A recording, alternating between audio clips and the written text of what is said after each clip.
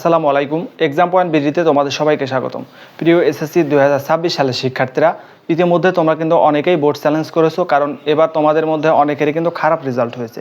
তো আবার অনেকেরই কিন্তু খারাপ রেজাল্ট হওয়া সত্ত্বেও বোর্ড চ্যালেঞ্জ করেনি, কারণ তারা ভয় পাচ্ছে যে বোর্ড চ্যালেঞ্জ করলে নম্বর আরও কমে যাবে কিনা। এ বিষয় নিয়েও অনেকে আমাকে ফোন করেছো এবং অনেকে SMS করেছো যে ভাইয়া, আমি যে বোর্ড চ্যালেঞ্জ করব, এই বোর্ড চ্যালেঞ্জ করলে আমার রেজাল্ট কমে যাবে কিনা, আর তোমরা যে বিষয়ে বোর্ড চ্যালেঞ্জ করবে সেই বিষয়ের যে রেজাল্ট, সেই নম্বর কি কমে যাবে কিনা। তো আজকে এই সমস্ত বিষয় নিয়ে সম্পূর্ণ তোমাদের মাঝে আমি ক্লিয়ার করে বলবো, তোমাদের যাতে কোনো ভয় ভীতি না থাকে। সেটি জানতে হলে অবশ্যই পুরো ভিডিওটি না টেনে দেখার চেষ্টা করবে। আর তোমরা যারা নতুন, অবশ্যই আমার চ্যানেলটি সাবস্ক্রাইব করে পাশে থাকা বেল আইকনটি চালু করে দিবে, যাতে এক্সাম পয়েন্ট বিডি যে কোনো মুহূর্তে তোমাদের এসএসসি 2026 সম্পর্কিত, কলেজ ভর্তি এবং বোর্ড চ্যালেঞ্জ সম্পর্কিত যে কোনো তথ্য পাস করার সাথে সাথে তোমরা পেয়ে যাও। চলো বন্ধুরা, আর দেরি না করে ভিডিওটি শুরু করা যাক। আমি বিগত কয়েকটি ভিডিওতে তোমাদেরকে কিন্তু বলেছি যে তোমরা যারা খারাপ রেজাল্ট করেছো অবশ্যই তোমরা বোর্ড চ্যালেঞ্জ করবে, এবং তোমরা যারা ফেল করেছো অবশ্যই তোমরা কিন্তু বোর্ড চ্যালেঞ্জ করবে, কারণ বিগত বছরগুলোতে যারা বোর্ড চ্যালেঞ্জ করছে তাদের কিন্তু ব্যাপক পরিবর্তন হয়েছে রেজাল্টের। সেই ক্ষেত্রে আমি এবারও তোমাদেরকে উপদেশ দিয়েছি যে বোর্ড চ্যালেঞ্জ করতে। তো এই বোর্ড চ্যালেঞ্জ করার ক্ষেত্রে অনেকেই এখনও কিন্তু দ্বিধায় রয়েছে।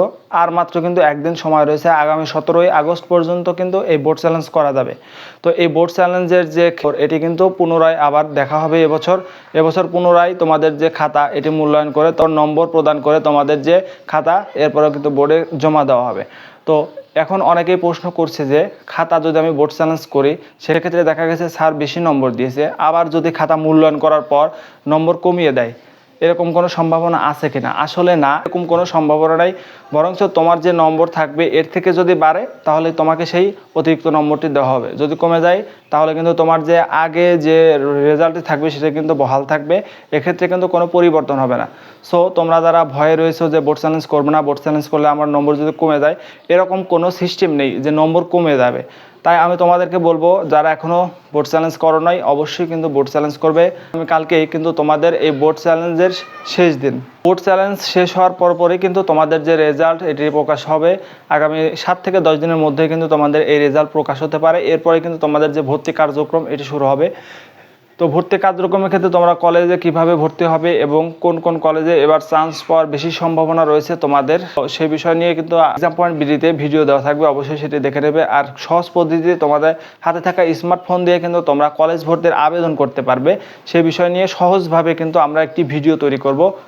অবশ্যই তোমরা কিন্তু সেটি দেখবে, এতে কিন্তু তুমি আর্থিকভাবে সাশ্রয় হবে। তো প্রিয় বন্ধুরা, আশা করি তোমরা বুঝতে পেরেছো বোর্ড চ্যালেঞ্জ সম্পর্কে, কারণ বোর্ড চ্যালেঞ্জ করলে কিন্তু তোমাদের নম্বর কমার কোনো সম্ভাবনা নাই। তোমরা অনেকেই ভুল ধারণার মধ্যে ছিলে যে বোর্ড চ্যালেঞ্জ করলে নম্বর কমে দেয়। আসলে নম্বর কমার কোনো সিস্টেম নেই। তো আমি তোমাদেরকে বলবো, যারা বোর্ড চ্যালেঞ্জ করতে চেয়েছো অবশ্যই বোর্ড চ্যালেঞ্জ করো, কোনো সমস্যা নেই। যদি তোমার নম্বর বাড়ে, তাহলেই কিন্তু তোমার নম্বরটি বাড়বে, আর গেলে তোমার যে আগের রেজাল্ট সেটাই থাকবে। তো আজকের মতো ভিডিওটি এখানে শেষ করছি। যারা এক্সাম পয়েন্ট বিডিতে নতুন, অবশ্যই চ্যানেলটি সাবস্ক্রাইব করে পাশে থাকা বেল আইকনটি চালু করে দেবে। আর ভিডিওটি যদি ভালো লেগে থাকে এবং তোমার উপকারে আসে, অবশ্যই তোমার বন্ধুদের মাঝে ভিডিওটি শেয়ার করে দেবে, যাতে তারাও উপকৃত হয়। তো আজকের মতো ভিডিওটি এখানে শেষ করছি। আল্লাহ হাফেজ।